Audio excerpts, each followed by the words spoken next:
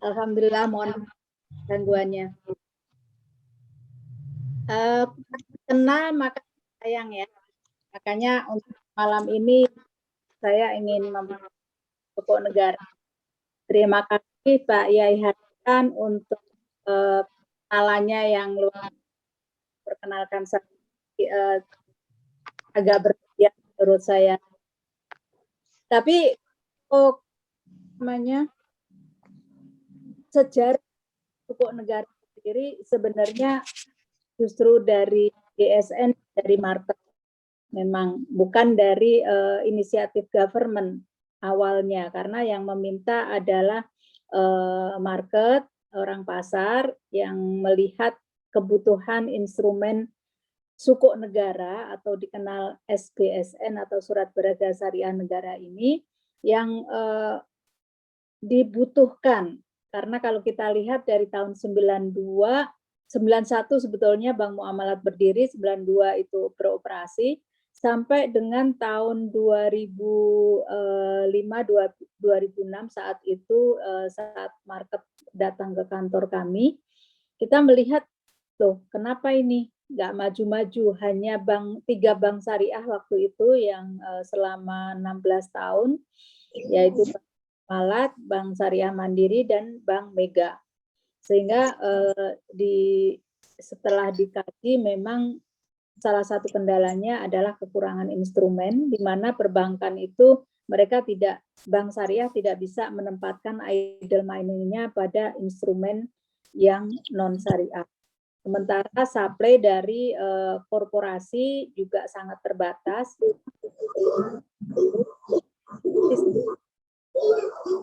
Nah,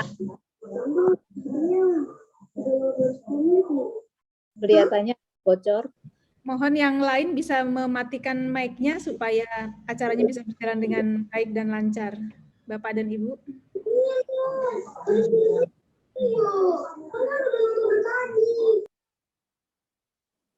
Oke, baik. Mbak Mutia bisa dibantu slide berikutnya. Jadi Bapak Ibu sekalian, ini saya terima kasih pada Institut DSN ya, Pak Prof. Azhar untuk memberikan kesempatan pada saya untuk memperkenalkan sukuk negara ini. Nanti insya Allah saya akan sampaikan dalam 3 sesi, berarti 3 minggu berturut-turut, di mana lebih kepada kita melihat atau membedah sukuk negara ini dari sisi legal atau dari sisi hukumnya. Nah, tentunya kita akan memperkenalkan terlebih dahulu karena tak kenal maka tak sayang apa itu sukuk negara dan sebenarnya apa sih tujuan pemerintah menerbitkan sukuk negara ini, digunakan untuk apa, dan inovasi sukuk negara ini sudah apa saja yang diperoleh, achievement yang diperoleh oleh pemerintah. Kemudian nanti kita akan melihat peran DSN sebenarnya sejauh mana dalam pengembangan atau pengelolaan sukuk negara ini. Nah, untuk minggu kedua, sesi berikutnya nanti saya ingin membedah undang-undang sukuk negara, di mana di undang-undang sukuk negara ini sebetulnya cukup unik karena ini menjadi breakthrough dari peradaban hukum sebetulnya kalau menurut saya. Jadi di undang-undang sukuk negara itu kita yang tadinya tidak mengenal namanya hak manfaat atau beneficial ownership sebagai tangible asset, itu yang kita perjualbelikan itu tadinya tidak dikenal, kita perkenalkan di undang-undang tersebut.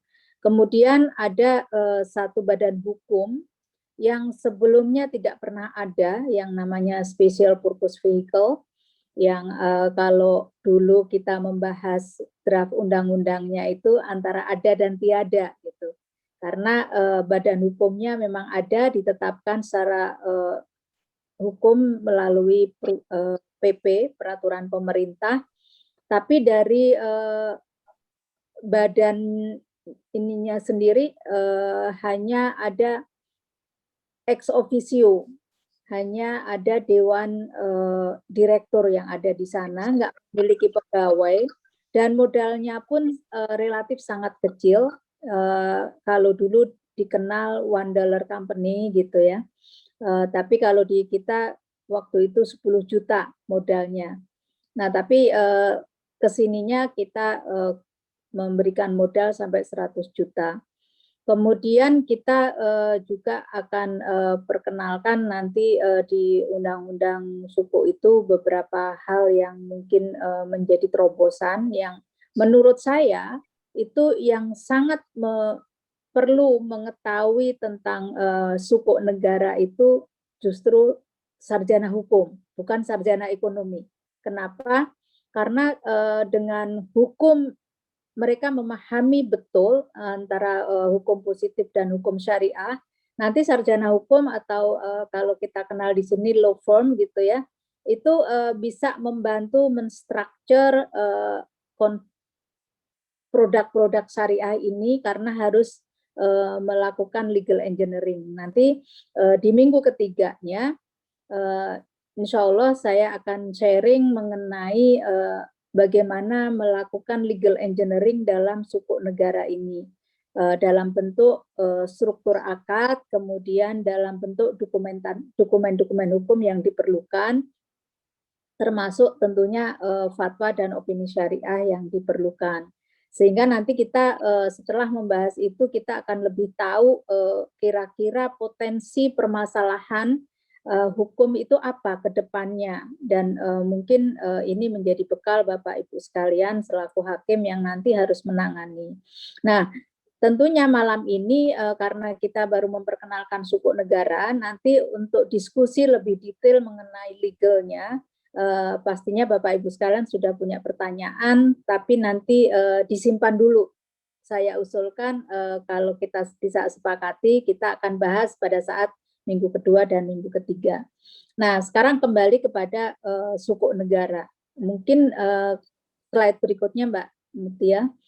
Kalau minggu kemarin saya dapat info sudah diperkenalkan mengenai suku korporasi. Kalau kita lihat di sisi kiri atas ini adalah definisi berdasarkan POJK, yaitu suku adalah efek syariah berupa sertifikat atau bukti kepemilikan yang bernilai sama dan mewakili bagian yang tidak terpisahkan, ya, mewakili bagian yang tidak terpisahkan atau tidak terbagi atas aset yang mendasari atau usufruct. Nah, kalau suku negara itu didefinisikan dalam Undang-Undang SBSN nomor 19 tahun 2018. Ini 2008, mohon maaf ini kayaknya teman-teman salah ngetik. Undang-Undang SBSN itu nomor 19 tahun 2008. Ini kalau pelakunya nggak tahu kalau ini ada salah. Mohon maaf tadi saya nggak koreksi.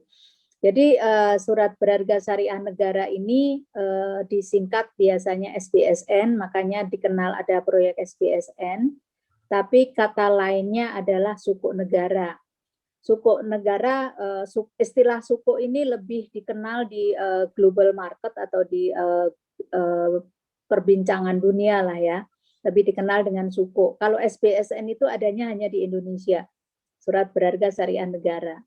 Nah, ini kita definisikan sebagai surat berharga negara yang diterbitkan berdasarkan prinsip syariah sebagai bukti, kembali, ini sebagai bukti atas bagian penyertaan terhadap aset SBSN. Nah, aset SBSN ini apa? Itu ada definisinya di undang-undang, di mana dia berupa barang milik negara atau proyek yang sedang dikerjakan atau telah dikerjakan, yang akan dikerjakan, baik dalam penerbitannya ini suku negara bisa dalam bentuk rupiah maupun valuta asing. Nah, untuk valuta asing saat ini baru yang US dollar, tapi tidak menutup kemungkinan untuk currency yang lain. Nah, tentunya suku negara ini karena berbasis syariah, kita biasanya bilang terhindar dari maghrib, maisir, goror, dan riba. Dan tentunya untuk diskusi mengenai maisir, goror, dan riba itu ranahnya di DSN. Dan tentunya untuk sukuk negara ini bukan merupakan surat utang, walaupun tadi Pak Yai Hasan menyebutkan sun syariah gitu. Dan itu sering juga diucapkan oleh Ibu Menteri maupun Pak Jokowi atau Pak Presiden kita pada saat ada event-event ini sun syariah. Tapi sebenarnya kalau kita memakai istilah sun, surat utang negara, itu kurang tepat. Makanya pada waktu DSN mendampingi market untuk minta instrumen ini, memang yang mengusulkan untuk dibuat satu undang-undang adalah saya. Karena saya waktu itu satu-satunya dari perwakilan Biro Hukum yang diutus untuk hadir dalam rapat menemui market dan yang didampingi oleh Pak Yai Ma'ruf waktu itu. Nah, pada saat itu diskusinya adalah market butuh instrumen ini dengan cepat, makanya sudah come up dengan satu instrumen yang ditawarkan. Waktu itu diusulkan untuk mengkonvert salah satu seri surat utang negara, yaitu seri 23. Saya nggak tahu kenapa milih 23 waktu itu, karena apakah itu masih baru gitu ya. Nah, seri tersebut diminta untuk dikonvert untuk menjadi obligasi syariah. Jadi sejarahnya dulu di POJK pun itu istilahnya obligasi syariah, bukan suku atau bukan surat berharga syariah. Kemudian kalau nggak salah di fatwa DSN MUI itu pun juga obligasi syariah. Tapi setelah sukuk negara Undang-Undang SPSN ini, kita usulkan untuk dilakukan penyesuaian. Karena apa? Sebenarnya dari konsep syariah, sukuk negara ini bukanlah surat utang. Karena nanti kita akan buktikan dalam dokumen-dokumen yang ada, di mana dokumen-dokumen itu menunjukkan adanya underlying aset yang diperjualbelikan, sehingga SPSN ini harus memiliki underlying aset. Atau sebetulnya lebih tepatnya kalau dari sisi legal kita bicara adalah underlying transaksinya. Untuk mendapatkan satu imbalan ataupun return ataupun benefit, satu transaksi utang kan uang kan nggak boleh menghasilkan uang, yang itu kita sebut riba, sehingga perlu namanya underlying transaksi. Nah, underlying transaksinya itu apa bentuknya? Yaitu jual beli hak manfaat atas aset negara. Nah, setelah diperjualbelikan itu disewa kembali sehingga ada landasan atau dasar untuk memberikan imbalan tadi. Itulah makanya sukuk negara ini dari sudut pandang syariah bukanlah surat utang. Kalau dari sisi pemerintah dalam neraca APBN itu karena disebut adanya kewajiban untuk mengembalikan kembali sukuk negara tersebut kepada sukuk holders pada saat jatuh tempo, makanya dalam struktur APBN itu masuk sebagai utang atau kewajiban sebetulnya. Tapi dari sisi instrumennya, dari sisi syariah itu bukanlah surat utang. Jadi mungkin mohon nanti diluruskan kalau apa yang saya sampaikan kurang pas, Pak Yai Hasan dan juga Prof. Azhar. Mungkin bisa dilanjutkan, Mbak. Nah, kenapa sih sebenarnya pemerintah menerbitkan sukuk negara? Tadi salah satunya adalah pemerintah perlu hadir untuk mendorong pertumbuhan pasar keuangan syariah. Karena market butuh instrumen syariah untuk menempatkan idle money-nya. Dan ini terbukti tadi dari tahun 92 sampai 2008 hanya 3 bank syariah yang muncul. Yang lain adalah UUS. Yang kemudian setelah adanya sukuk negara yang kita terbitkan tahun 2008 di bulan Agustus tanggal 26, hanya 3 bulan setelah undang-undang sukuk diundangkan, itu langsung berkembang, banyak yang spin-off dari UUS, dan pada tahun 2010 itu sebanyak 11 bank syariah. Mungkin nanti bisa dicek datanya, apakah betul di tahun 2010 dalam jangka waktu 2 tahun dari 3 bank menjadi 10 bank syariah, menjadi 11 bank syariah, dan terus bertambah sampai sekarang kalau nggak salah itu ada 16 bank syariah. Kemudian selain itu pemerintah perlu hadir untuk memberikan alternatif investasi kepada masyarakat. Nah, pemerintah juga ingin mengajak masyarakat yang tadinya hanya berorientasi pada tabungan atau saving oriented, itu bergerak atau berpindah pada investment oriented atau berorientasi investasi. Mungkin kalau yang pernah melihat ada videonya Ibu Sri Mulyani, apa sih yang membedakan antara negara maju dengan Indonesia? Kalau di negara maju, orang bekerja biasa-biasa saja. Tapi uangnya yang bekerja atau asetnya yang bekerja luar biasa. Kenapa? Karena asetnya itu diinvestasikan. Nah, sebaliknya kalau di Indonesia, kata beliau, orang Indonesia tuh bekerja luar biasa kerasnya. Tapi asetnya dan uangnya itu dibiarkan tidur. Nah, ini mungkin Bapak Ibu sekalian nanti bisa melihat kenapa kita kadang-kadang nggak bisa tidur karena mikirin aset. Padahal aset kalau di negara maju itu mikirin kehidupan kita ke depan, masa depan kita. Dalam artian masa depan untuk bagaimana kita hidup lebih layak dan sebagainya. Kemudian dengan adanya sukuk negara ini sedikit berbeda dengan surat utang negara, karena untuk surat utang negara itu hanya untuk general financing atau pembiayaan APBN, pembiayaan defisit secara umum. Tapi kalau untuk sukuk negara, memang kita rancang di dalam undang-undangnya untuk termasuk membiayai proyek pemerintah. Makanya tadi Bapak yang dari Bangka Belitung ya sudah mendapatkan pembiayaan dari SPSN. Jadi kita sudah membiayai berbagai proyek dari 34 provinsi. Nanti kita lihat proyeknya apa saja yang sudah kita lakukan. Kemudian tentunya kita juga ingin memberikan benchmark bagi penerbitan sukuk korporasi. Kalau korporasi ingin menerbitkan sukuk, nggak ada benchmarknya, kira-kira harganya berapa ya gitu. Nah, ini dengan adanya sukuk negara, itu tentunya mereka, kalau sukuk negara yang risikonya 0 atau zero risk, ada di rate sekian untuk tenor 5 tahun misalnya. Berarti korporasi yang memiliki risiko tentunya harus di atas itu sedikit. Kira-kira seperti itu, sehingga masyarakat investor nggak ragu-ragu lagi sebenarnya untuk berinvestasi. Sudah ada benchmarknya, berarti ini harganya sekian.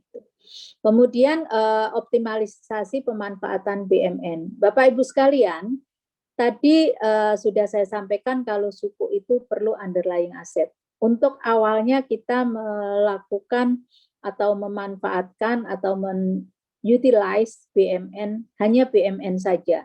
Sehingga kita karena waktu itu baru memiliki satu struktur akad, yaitu ijaroh sell and leaseback. Jadi disewa, kemudian dijual, kemudian disewa kembali. Jadi itu 100% tangible asset, aset yang sudah ada atau sudah wujud. Nah, dengan penggunaan BMN sebagai underlying asset SPSN atau underlying aset sukuk negara, itu alhamdulillah pengelolaan BMN menjadi lebih bagus lagi. Kenapa? Pada saat kita mau menjadikan itu sebagai underlying asset, kita akan hire biasanya menunjuk legal law firm, nanti dilakukan legal due diligence. Law firm itu yang akan melakukan legal due diligence terhadap asetnya.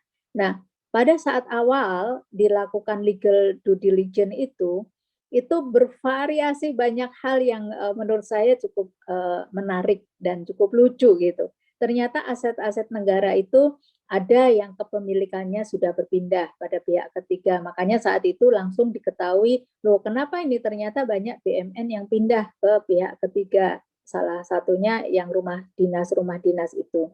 Akhirnya itu bisa di-trace. Kemudian ada juga yang sudah menjadi makam.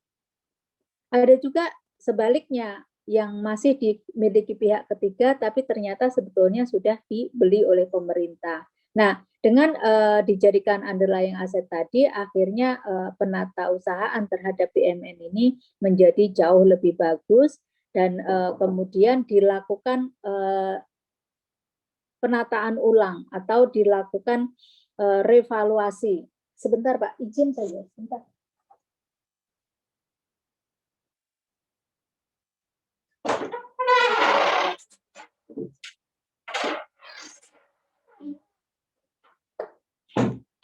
Mohon maaf. Nah, yang terakhir tentunya sebagai sumber pembiayaan APBN tetap sama dengan SUN fungsinya. Tapi kenapa saya dalam cerita tadi sumber pembiayaan APBN saya taruh di belakang, saya jelaskan di belakang. Sebenarnya sumber pembiayaan APBN itu kan sudah ada yang lain gitu. Makanya kenapa sih SUN sudah banyak atau sudah selalu oversubscribe, kita ada pinjaman luar negeri. Tapi kenapa pemerintah masih perlu ini gitu. Nah, salah satunya sebetulnya tadi lebih utama menunjukkan kehadiran pemerintah untuk mendukung pasar keuangan syariah dan menyediakan instrumen investasi yang aman dan menguntungkan. Jangan sampai masyarakat selalu terjerumus pada investasi bodong. Nah, tentunya tadi juga sebagai sumber pembiayaan APBN. Lanjut, Mbak. Nah, ini sudah cukup panjang ternyata dari tahun 2008 sampai sekarang 2021 sebetulnya kita sudah mau ulang tahun yang ke-13 untuk suku negara. Awalnya yang saya ceritakan tadi di sekitar 2005-2006 itu ada permintaan dari market tadi, kemudian tahun 2007 saya sampaikan ini kalau mau dilakukan untuk kedepannya, artinya jangka panjang untuk long run, pengembangan instrumen syariah ini, maka diperlukan satu undang-undang khusus. Ini juga yang kenapa itu ada undang-undang tersendiri, padahal sudah ada undang-undang surat utang negara. Waktu itu diskusinya, ini mau melakukan amandemen surat utang negara atau kita membuat undang-undang baru. Saya sampaikan, tentunya setelah saya diskusi dengan yang lain juga, yang di Biro Hukum waktu itu, karena yang ditugasin saya kembali, saya sampaikan, ini perlu undang-undang tersendiri. Kenapa? Karena ini tadi bukan utang tadi. Sementara surat utang, di situ surat utang, di sini dari sisi syariah bukan surat utang. Kita perlu adanya underlying asset, kita perlu pembentukan atau pendirian suatu badan hukum tersendiri, sehingga disitulah akhirnya diputuskan untuk membuat undang-undang tersendiri. Dan ini yang memperkuat bahwa suku ini sebetulnya bukanlah surat utang, gitu ya. Tapi nanti Bapak Ibu sekalian, kenapa bukan surat utang dan kenapa kalau di pemerintah itu di APBN masuk struktur pembiayaan dan ada kewajiban yang harus diperhitungkan di sana. Nah, makanya nanti di perhitungan di pemerintah itu bagian dari utang pemerintah. Utang itu kan karena ada kewajiban gitu. Nah, itu yang dilakukan. Kemudian di tahun 2007 itu akhirnya kita mencoba ngedraft, tapi kan permintaan market harus cepat. Bagaimana ini harus cepat? Saya waktu mengusulkan harus dibentuk undang-undang, itu banyak sekali yang ya kalau istilah sekarang membuli lah ya. Itu Bu Dwi ini gimana? Membuat undang-undang tuh nggak cukup setahun 2 tahun, bahkan ada yang 10 tahun belum jadi. Sementara kita kalau menunggu sampai 2 tahun sampai 10 tahun membuat undang-undang, itu nanti bisa ketinggalan, semakin ketinggalan dari negara-negara lain untuk instrumen syariah kita. Nah, tapi saya sampaikan juga, Indonesia ini kan menganut civil law. Kalau itu tidak diatur dalam undang-undang tersendiri atau dalam bentuk undang-undang atau dalam bentuk peraturan, tentunya ini kan ada kewajiban. Pada saat kewajiban yang akan jatuh tempo 2-3 tahun, bahkan ada yang sampai 30 tahun tenornya. Nah, kalau ini tidak diatur dengan baik, tidak diberikan legal basis yang baik, yang kuat, tentunya ini akan bermasalah. Nah, kalau soal itu harus lama, membuat undang-undang dan sebagainya, tapi kita harus mulai sesuatu dengan memberikan legal basis yang kuat. Dan alhamdulillah 2007 itu Masya Allah Ibu Menteri begitu mendengar adanya kebutuhan ini dan untuk bisa menerbitkan instrumen ini harus dibuat undang-undang, langsung beliau maju. Beliau bilang, oke, kalian buatkan biar cepat katanya harus dengan Perpu, buatkan saja, nanti the rest saya yang menyelesaikan. Akhirnya beliau mengundang 2 menteri yang ada, Mensesnek sama Menteri Kumham waktu itu di 2007 akhir. Itu sudah bulan Oktober tuh. Beliau mengundang langsung bilang, Pak, saya butuh undang-undang mau menerbitkan instrumen ini tahun depan. Tahun depan gitu kan. Sementara itu sudah di bulan Oktober. Akhirnya makanya ini anak-anak atau teman-teman ini mengusulkan untuk Perpu. Gimana Pak? Wah, langsung semua bersuara. Perpu hanya bisa dibuat dalam kondisi darurat. Apakah ini masuk darurat? Kalau Bu Menteri sih, ya ini kalau di mata saya ini darurat untuk ekonomi, darurat untuk pengembangan keuangan syariah gitu. Tapi itu kan nggak masuk definisi darurat untuk membuat Perpu tersebut. Akhirnya ya sudah, kalau memang undang-undang langsung Bu Menteri tengok kanan itu persis Pak Menteri Kumham. Kemudian beliau bilang, nah ini sudah di akhir tahun Bu, kalau mau membuat undang-undang mengusulkan itu harus prolegnas. Aku nggak mau tahu Pak, itu urusan sampean, urusan saya menerbitkan instrumen ini. Inilah kekuatan perempuan gitu ya. Makanya kemarin ada International Women Days. Nah, ini kalau sudah kata bapak-bapak, kalau sudah perempuan ada maunya, itu susah ini stop katanya gitu. Singkat cerita waktu itu akhirnya ada pertemuan dengan beberapa fraksi dan diperkenankan untuk langsung masuk prolegnas di akhir tahun. Desember kita sampaikan surat kepada DPR untuk menyampaikan draft RUU ini. Dan Januari itu ada masa ini ya, masa istirahat tuh apa ya Pak? Kalau DPR saya lupa. Di situ setelah Februari itu diagendakan pertama kali yang akan dibahas adalah undang-undang SPSN ini. Dan kebetulan BI sudah mengusulkan waktu itu undang-undang perbankan syariah, tapi mengusulkannya sudah lama. Sehingga akhirnya karena sama-sama syariah dibahas bareng. Dan qadarullah, Masya Allah, ini undang-undang bisa selesai hanya 3,5 bulan. Jadi Februari dibahas, Mei ini sudah selesai. Dan dengan memiliki undang-undang yang sangat kuat tadi, di tahun 2008 juga, 26 Agustus 2008, kita menerbitkan sukuk yang pertama kali di dalam negeri dengan jumlah 4,7 triliun. Hanya 4,7 triliun, di mana instrumen ini belum banyak kenal, agen penjualnya pun juga belum tahu sukuk itu apa. Dan ini baru tentunya bisa terjadi selain karena Allah meridhoi, itu support dari DSN yang luar biasa, karena harus langsung membuat fatwa, waktu itu langsung membuat 4 fatwa sekaligus, kemudian membuat opini syariah, sehingga itu bisa keluar. Kemudian di tahun 2009 kita langsung lari. Sebetulnya 2008 kita sudah mempersiapkan untuk menerbitkan global sukuk, tapi karena kondisi market yang waktu itu ada supreme markets yang di krisis di US, kemudian itu ditunda sampai 2009. Di April 2009 kita sudah menerbitkan sukuk yang pertama. Sukuk yang pertama dengan total penerbitan 650 juta US dollar. Itu sudah di atas apa namanya standar lah ya. Biasanya pertama kali itu menerbitkan maksimum 500, kita bisa menerbitkan 650. Kemudian kita juga menerbitkan karena ini menyediakan instrumen untuk masyarakat untuk berinvestasi. Di 2009 ini kita menerbitkan sukuk retail yang pertama.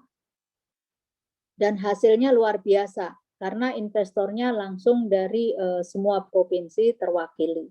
Kemudian di tahun 2009 juga kita memperkenalkan namanya Hedge Fund Sukuk atau SDHI.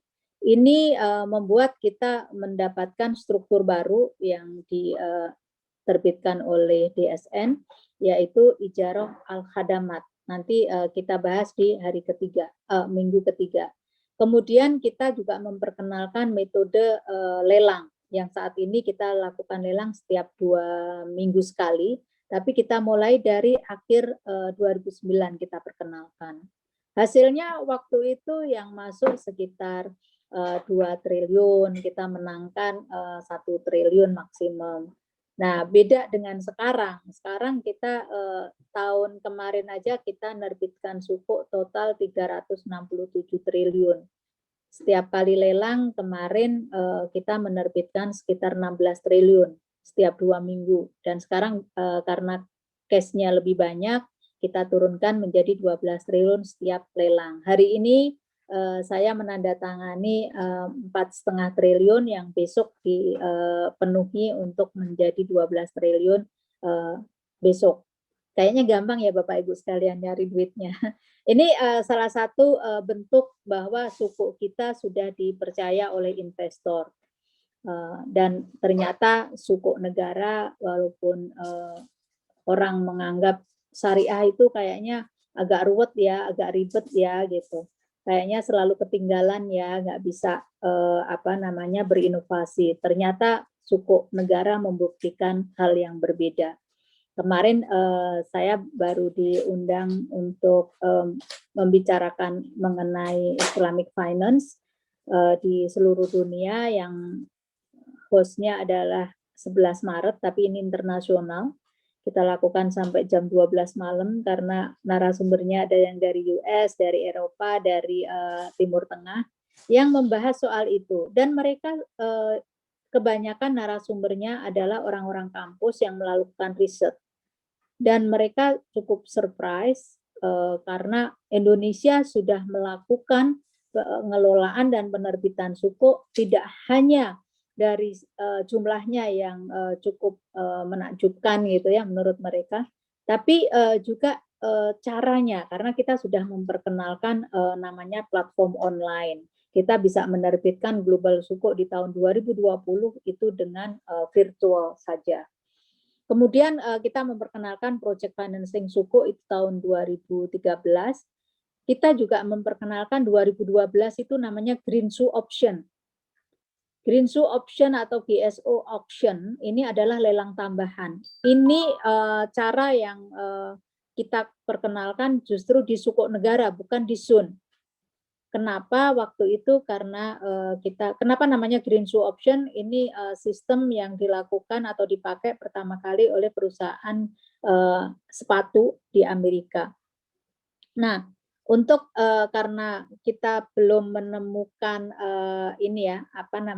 price discovery istilahnya, market belum tahu ini harganya yang pas tuh berapa, sehingga yang masuk lelang atau penawarannya masuk banyak, tapi nggak ada yang masuk owner estimate kita atau HPS kita, sehingga untuk hari berikutnya kita lakukan lelang dengan ini loh harga yang kita minta gitu.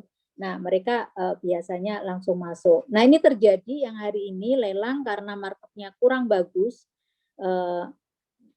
investor masih nunggu wait and see dengan kondisi global market, akhirnya price discovery-nya nggak ketemu. Yang masuk besar, tapi kita yang masuk 17,9, tapi saya hanya bisa merekomendasikan untuk dimenangkan 4,5 triliun. Nah, akhirnya kita ambil tuh WAY atau weighted average untuk yield-nya itu sudah ditentukan, besok kita lelang lagi, lelang tambahan green shoe option, sehingga nanti besok itu orang udah nggak ngebid harga, tapi mau ngambil berapa karena sudah jelas harganya. Kemudian kita terus berinovasi. 2016 itu ada sukuk tabungan, itu yang non tradable. Kemudian di global sukuk kita juga yang tadinya hanya tenor 5 tahun, 2016 kita nerbitkan ada 5 dan 10 tahun. Nah, yang monumental di sini kita catat, kita menerap atau membuat benchmark baru. 2018 itu kita menerbitkan namanya Green Sukuk. Nanti saya jelaskan Green Sukuk itu seperti apa dan berapa yang sudah kita terbitkan. Begitu juga yang mengenai online platform kita kenalkan di tahun 2018. Bapak Ibu sekalian bisa membayangkan, ternyata sebelum pandemi ini orang nggak boleh kemana-mana. 2018 tuh secara tidak sengaja kita sudah menyiapkan infrastrukturnya, sehingga pada saat pandemi di 2020 kita bisa menjual sukuk retail dan masyarakat bisa berinvestasi hanya dengan handphonenya dan dari rumah, sehingga hasilnya luar biasa. Jadi di bulan September tahun 2020 saya menerbitkan untuk sukuk retail itu target hanya 5 triliun, kita dapat 25,5 triliun.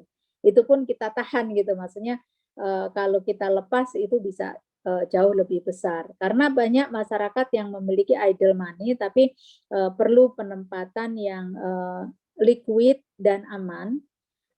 Makanya mereka pilihan instrumen yang paling tepat adalah sukuk negara. 2019 kita melanjutkan green sukuk dan juga kita menerbitkan green sukuk yang retail, yang di domestik.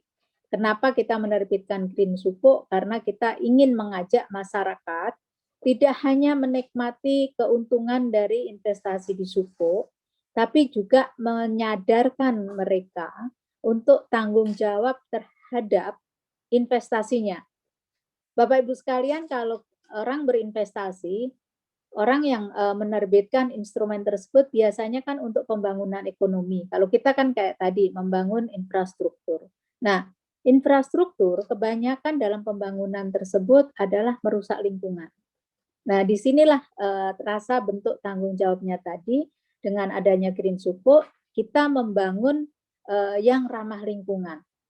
Nah, nanti saya jelaskan lebih detail mengenai green sukuk kalau ada pertanyaan. Kemudian 2020 kita terus berinovasi yang baru, kita menerapkan namanya dealer utama. Lelang dari tahun 2009 kita memakai namanya peserta lelang. Sehingga tidak ada kewajiban untuk harus ngebid certain portion, kemudian harus melakukan trading atau jual beli di pasar sekunder. Karena tidak adanya kewajiban-kewajiban tersebut, akhirnya sukuk itu kurang liquid. Nah, karena sukuk kurang liquid atau jarang diperdagangkan atau sedikit saja diperdagangkan, sehingga sukuk itu harganya menjadi lebih mahal. Karena investor ingin mendapatkan premium sebagai ganti kalau mereka tidak bisa mudah atau agak sulit untuk melepas sukuknya kalau dibutuhkan cash untuk perusahaannya. Yang kedua, inovasi di tahun 2020 kita menerbitkan namanya cash wakaf link sukuk. Kita mencoba untuk membantu mengembangkan, memasyarakatkan wakaf uang atau wakaf tunai kepada masyarakat. Sehingga dengan adanya cash wakaf link sukuk yang retail tersebut, masyarakat ternyata lebih mudah berwakaf, tidak nunggu kaya dulu. Dengan 1 juta sudah bisa berwakaf, dan wakafnya ini adalah temporer, hanya 2 tahun. Nah, setelah 2 tahun uang itu, uang wakafnya itu bisa kembali ke wakif. Jadi memang wakafnya temporer. Dan alhamdulillah kita bisa mendapatkan 1041 wakif saat itu. Dan itu nanti saya cerita lebih detail setelah ini. Lanjut.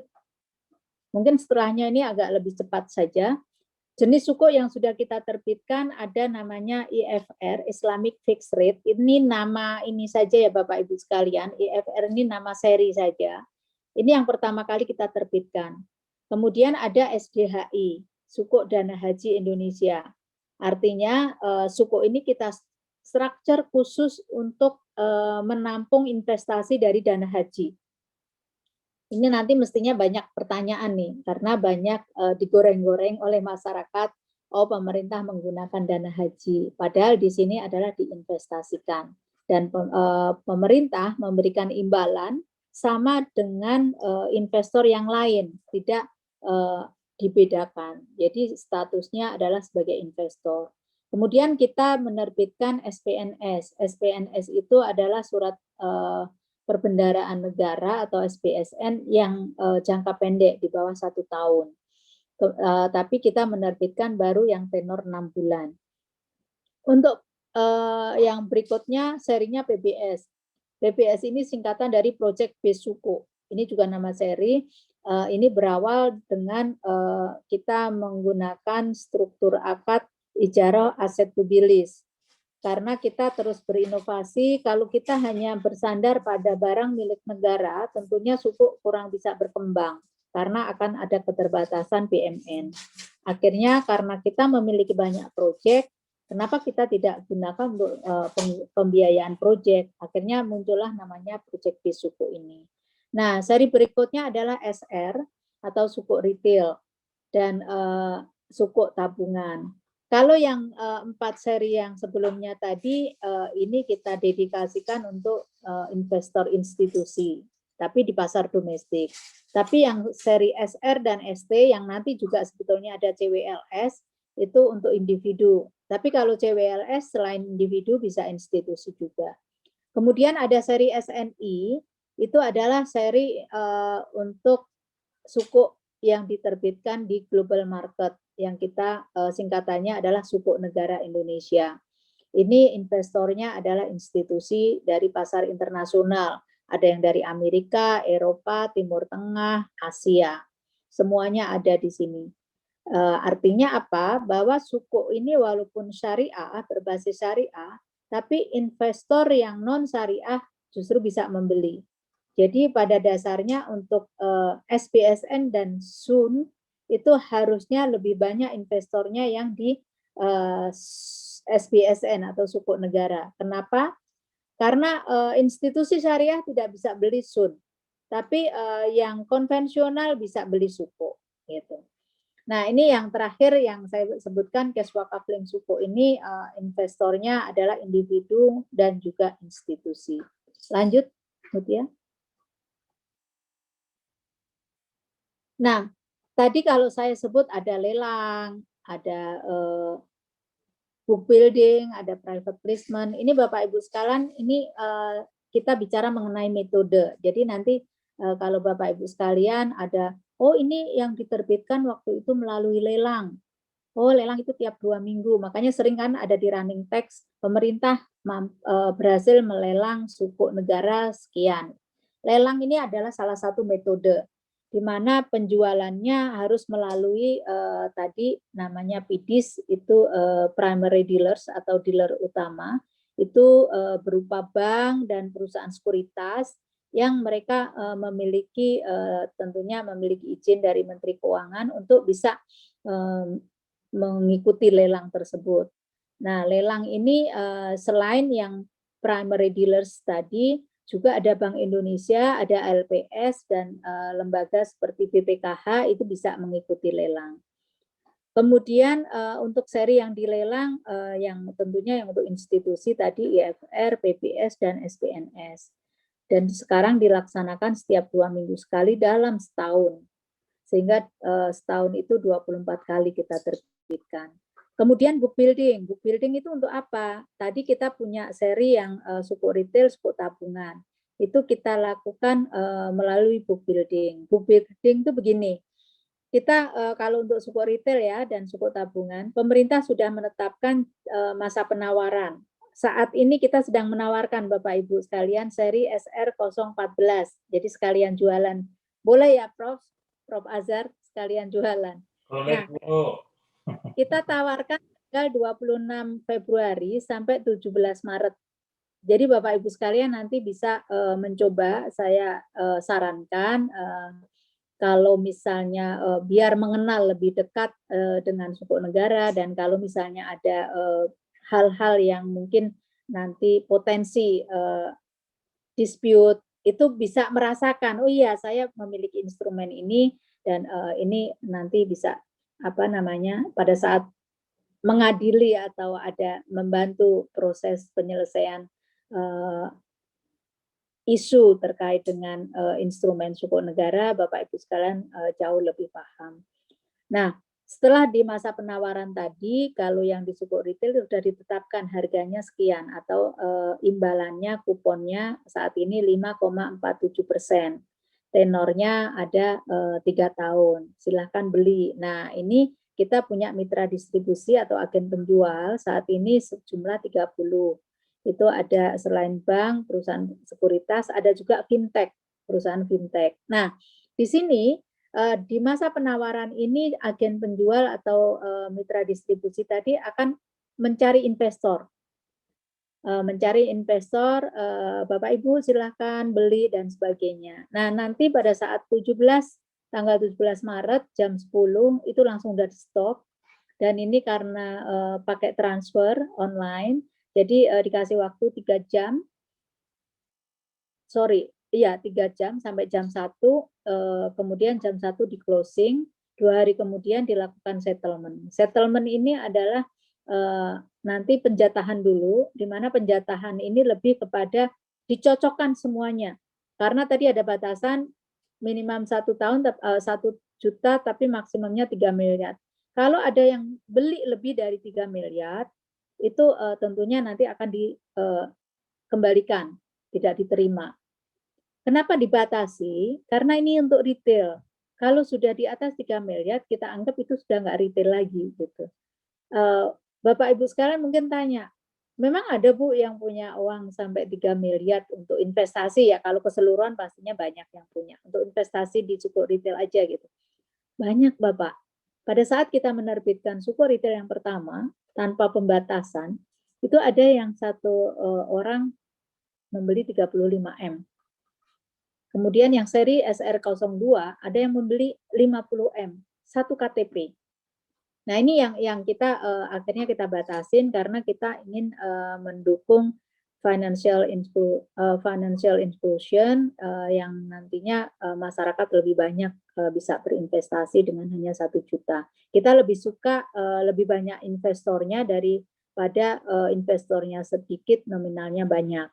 Yang lebih bagus lagi investornya banyak, nominalnya juga banyak gitu ya. Jadi ternyata banyak juga yang mulai berinvestasi dengan 1 juta. Itu kita pernah 1 kali penerbitan itu lebih dari 1.000 investor baru yang 1 juta. Kemudian ada metode baru lagi, lain lagi yang itu private placement. Jadi Bapak Ibu sekalian, banyak institusi yang pengelola keuangan atau pengelola uang seperti BPKH, BPJS, dan sebagainya, itu kalau ada idle money-nya, kebetulan di seri lelang nggak ada yang pas untuk portofolio mereka, karena kalau lelang itu kan hanya 5 seri atau 5-7 seri. Kalau di situ nggak cocok dengan portofolionya, makanya mereka bisa membeli melalui private placement. Misalnya yang 10 tahun, 5 tahun sudah terisi, yang 12 tahun nggak ada, makanya mereka akan membeli melalui private placement. Kemudian yang di pasar internasional, kita juga memakai book building. Book building-nya sedikit berbeda dengan suku tabungan tadi. Kalau di pasar internasional, kita memberikan range harga dulu. Misalnya 2% atau 2,5% gitu ya, 2% sampai 2,5%. Kemudian agen penjual akan ketemu investor. Oke, karena range-nya itu mereka berbondong-bondong memasukkan order. Nah, begitu ternyata misalnya target 2 miliar US dollar pengalaman tahun 2020 itu, kita sebelum US market buka, itu kita sudah mendapatkan book order 21,5 miliar US dollar. Artinya hampir 11 kali lipat. Nah, karena permintaannya banyak, ini berlaku supply and demand. karena demand-nya besar, kita butuhnya hanya 2 miliar, akhirnya kita naikkan menjadi 2,5 miliar, dan kita kembali, kita langsung tekan harga ke yang lebih kecil. Jadi ini satu titik saja, tadi kan 2 sampai 2,5 misalnya. Kita tekan sampai di kemungkinan dekat kedua. Kita juga hitung-hitungan, kalau langsung 2 bisa aja semuanya lari gitu. Kita dekatkan menjadi 2,3 gitu. Dan ternyata masih banyak juga yang berminat gitu. Nah, akhirnya kita close sesuai penutupan market Amerika dan kita tetapkan, kemudian kita lakukan penjatahan karena demand-nya lebih banyak dari supply-nya. Lanjut.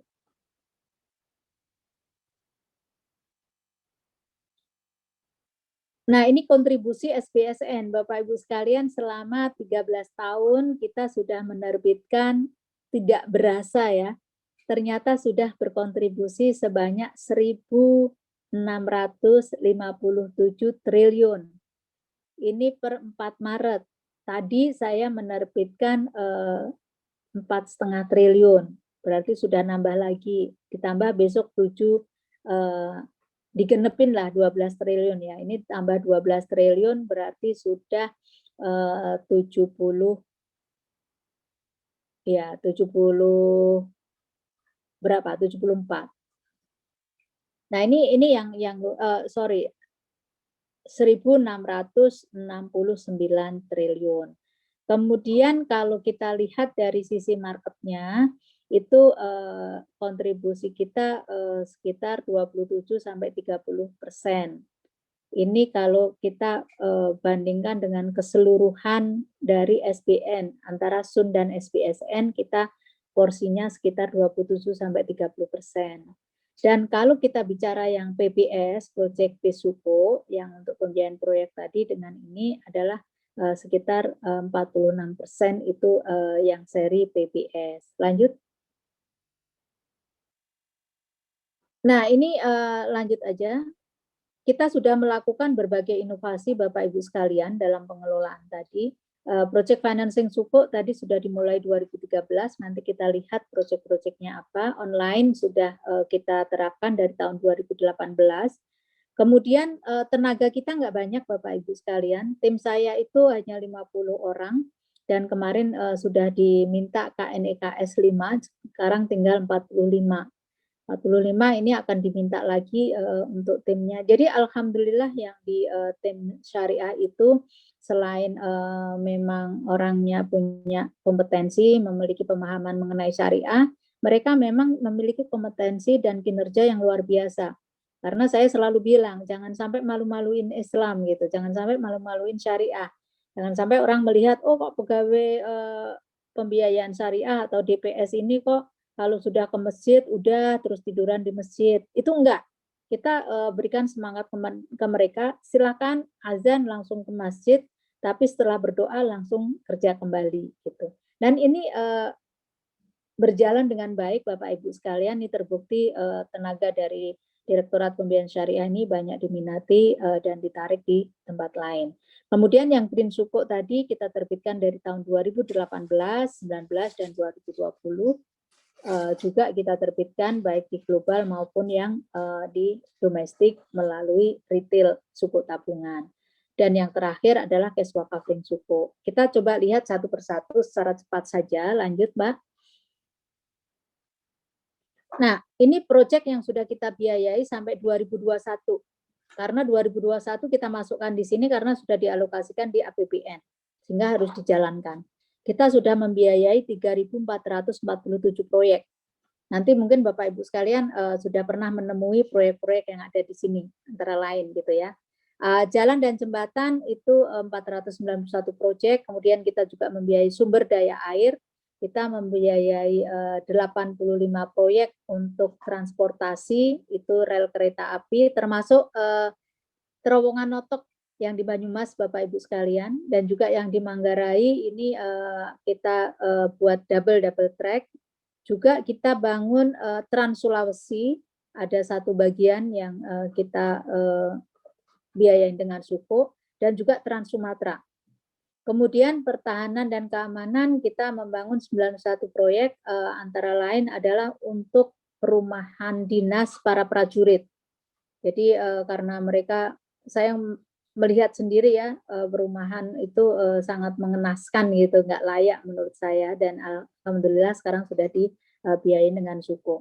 Kemudian di pendidikan kita sudah membangun 762 proyek, baik yang kampus UIN, IAIN, ada kampus yang umum, ITERA, ITK, IPB, UNUD sudah dapat dari kita, dan juga itu ada IAIN di Papua.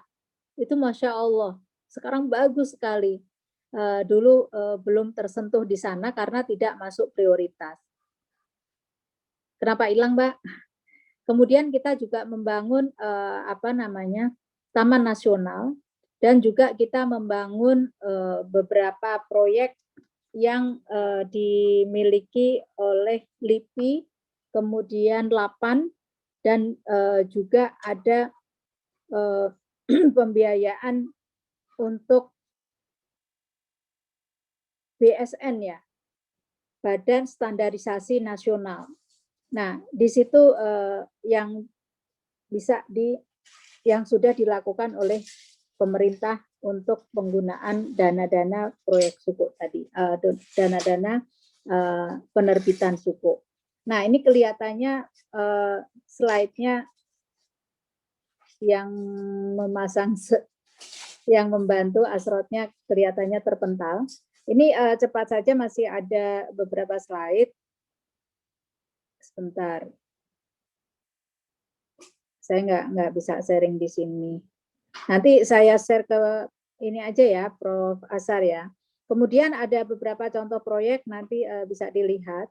Nah, terkait dengan Green Sukuk, Bapak Ibu sekalian, kenapa pemerintah menerbitkan Green Sukuk, dan ini menjadi Green Sukuk yang pertama di dunia. Green Sukuk ini diterbitkan 2008, total keseluruhan itu sudah 2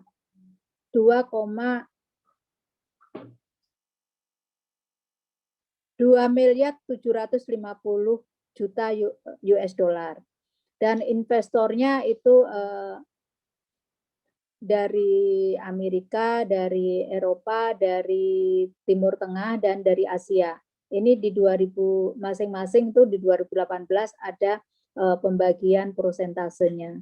Kemudian achievement-nya kita mendapatkan kupon yang terendah di tahun 2020 itu dengan virtual, tapi kita justru mendapatkan kupon terendah, dan kita menerbitkan yang tahun 2020 itu ada tenor yang 30 tahun.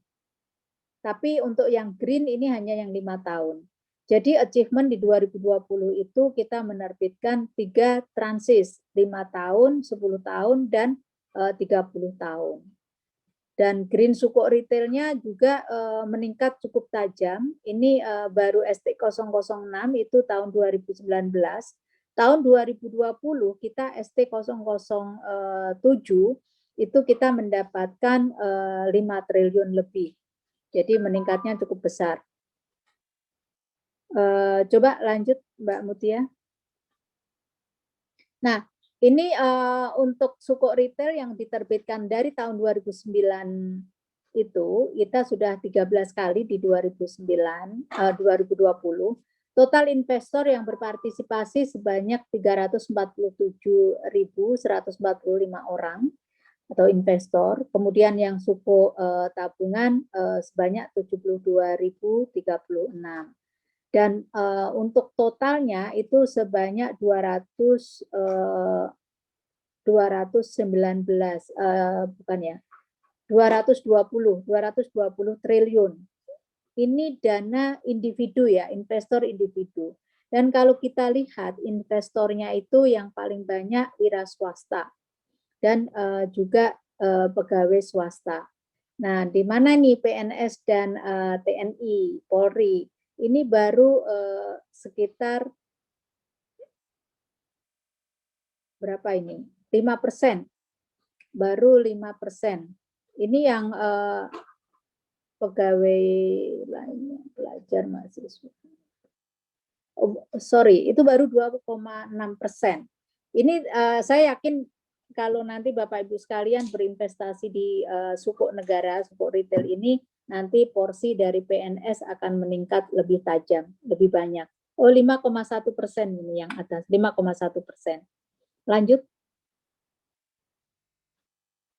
Nah, perbandingan nih Bapak Ibu sekalian nanti untuk referensi saja, bedanya apa sih sebenarnya sukuk retail, sukuk tabungan. Kalau sukuk retail dan sukuk tabungan ini pastinya sama, yang membedakan tradable sama non tradable.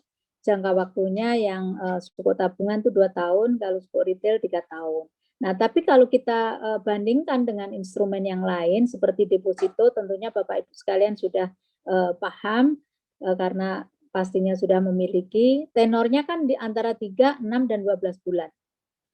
Ada juga yang 1 bulan. Tapi kalau untuk sukuk retail itu kan 3 tahun tadi. Kemudian reksadana ini untuk imbalannya mendapatkan NAB. Kalau deposito kan bunga. Kalau kita sukuk retail adalah imbalan. Kemudian kalau saham dividen dan lebih persisnya sebetulnya margin yang dikejar ya. Nah, yang terpenting sebenarnya adalah jaminan. Kalau kita mau investasi itu kan harusnya aman, terjamin. Nah, untuk sukuk tabungan dan sukuk retail itu 100% dijamin oleh pemerintah dengan 2 undang-undang sekaligus, yaitu Undang-Undang Undang-Undang Sukuk Negara dan Undang-Undang APBN. Nanti di Undang-Undang Sukuk Negara nanti kita refresh lagi, tapi saya sebutkan di sini ada di pasal 9 ayat 2 dan ayat 3. Adanya kewajiban pemerintah untuk membayar keseluruhan.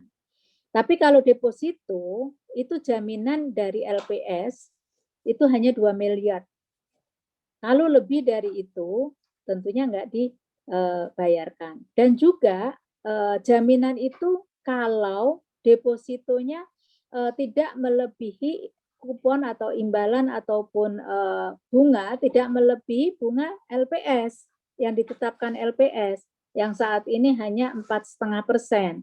Sementara sukuk retail saat ini di 5,47%. Dan pajaknya hanya 15%, kalau deposito 20%. Kemudian kalau reksadana tidak dijamin, begitu juga saham. Sehingga Bapak Ibu sekalian harus bijak dalam berinvestasi. Ini mungkin nanti menjadi referensi. Lanjut. Nah, ini sukuk wakaf, Bapak Ibu sekalian. Bapak Ibu sekalian, untuk cash wakaf link sukuk tadi sudah saya sebutkan, ini sosial untuk kita sebut sosial instrumen, yang kita tujuan utamanya adalah mendorong atau memasyarakatkan wakaf uang, dan tentunya bagaimana orang bisa gemar berwakaf. Karena dari hasil survei itu dari hasil beberapa kajian oleh institusi baik BI, BWI, dan Kementerian Keuangan, itu ternyata literasinya masih sangat rendah. Untuk wakaf uang ini banyak orang yang belum tahu, dan itu masih debatable gitu. Ternyata di Indonesia sudah diperbolehkan, dan tentunya nanti Pak Yai Hasan atau Prof. Azhar bisa menjelaskan. Kemudian kita juga ingin melakukan penguatan kapasitas ekonomi keuangan syariah. Karena apa? Dengan CWLS ini yang boleh menjadi agen penjual atau mitra distribusi adalah hanya LKSPWU, Lembaga Keuangan Syariah Penerima Wakaf Uang. Artinya harus bank syariah. Sehingga dengan menerbitkan CWLS ini, secara tidak langsung akan menambah jumlah new account atau nasabah baru di perbankan syariah. Karena kalau mau membeli CWLS harus memiliki account di bank syariah. Dan ini bayangkan kalau misalnya kemarin dari 1041 itu katakanlah 50% saja yang belum punya account di bank syariah, berarti sudah menambah 500 new account gitu. Kemudian juga kita memberikan dukungan pencapaian target Sustainable Development Goals atau kita kenal SDGs. Karena apa? Hasil imbalan dari CWLS tersebut langsung dikelola oleh nazir. di mana nazir yang nanti menetapkan proyek-proyek sosialnya, dan itu tentunya salah satu pengentasan kemiskinan, kemudian untuk mengentaskan buta, katakanlah bukan buta mata tapi buta huruf, untuk meningkatkan pendidikan sebetulnya. Nah, ini banyak goals dari 17 goals yang bisa kita bantu atau kita selesaikan melalui CWLS ini. Kemudian juga tadi memudahkan masyarakat berwakaf tentunya, mengembangkan investasi sosial. Karena nanti harapannya tidak hanya berupa wakaf, kita juga akan mengembangkan sukuk sosial yang lain sehingga dari masyarakat yang non-muslim pun bisa ikut di sini. Dan CWLS ini sebenarnya juga kemarin kita ketemukan juga investor yang non-muslim, mereka membeli CWLS itu. Dan tentunya mendorong pertumbuhan ekonomi inklusif karena tadi dengan 1 juta bisa berinvestasi, dan hasilnya juga kita untuk mendukung berbagai proyek termasuk pengembangan UMKM juga, dan juga untuk penguatan institusi pengelolaan wakaf nasional. Karena salah satu masalah kenapa masyarakat belum mau berwakaf uang itu salah satunya belum adanya trust, kurangnya kepercayaan terhadap nazir yang ada. Nah, tak kenal maka tak sayang. Nah, sekarang dengan adanya CWLS ada 2 hal yang bisa kita perkuat. Di bidang untuk pengelola wakafnya, nazirnya, itu nanti tentunya akan memperkuat diri dengan kompetensi dan transparansi juga akuntabilitas dalam pengelolaan wakaf. Kemudian akan timbul trust dan masyarakat akan menjadi gemar berwakaf karena ada wakaf temporer tadi. Dan juga banyak masyarakat terutama dalam kondisi pandemi ini bisa terbantu dengan adanya CWLS ini. Lanjut. Masih ada lagi. Nah, ini hanya sedikit menyampaikan saja Bapak Ibu sekalian, prestasi dalam pengelolaan sukuk negara ini biar Bapak Ibu sekalian sebagai warga negara Indonesia juga ikut bangga gitu ya. Kita sudah mendapatkan 42 penghargaan sampai dengan tahun 2020.